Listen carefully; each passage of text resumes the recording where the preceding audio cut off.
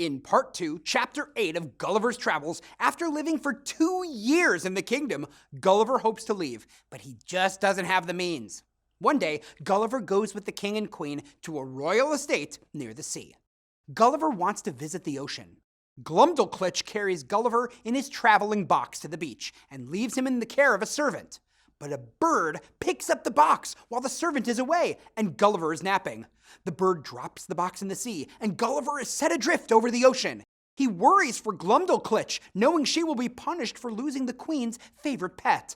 After a few hours, Gulliver feels a tugging on his box. The box strikes something. Gulliver hears voices, and when men say they can cut him free from his box, he insists, "There's no time, just lift up the box by its ring." The men are puzzled. It turns out Gulliver has hit the side of an English vessel full of people his own size. The crew pulls Gulliver to safety. The captain speaks to Gulliver, but thinks him mad after hearing stories of Brobdingnag.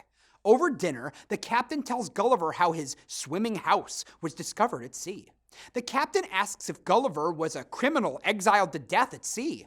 Gulliver shows the captain some items he has from his time in Brobdingnag, including a giant tooth that belonged to one of Glumdalclitch's men, which he gives to the captain as a token of his thanks for saving him. The captain encourages Gulliver to write down his stories when he gets to land.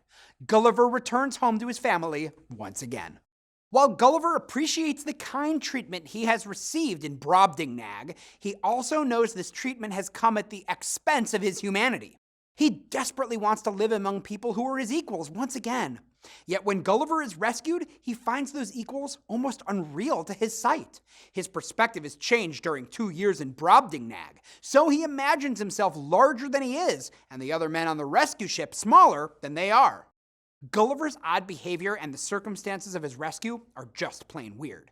But through the process of telling his story to the captain and offering proof of where he's been, Gulliver begins to regain the perspective on his own human world and recover from his captivity.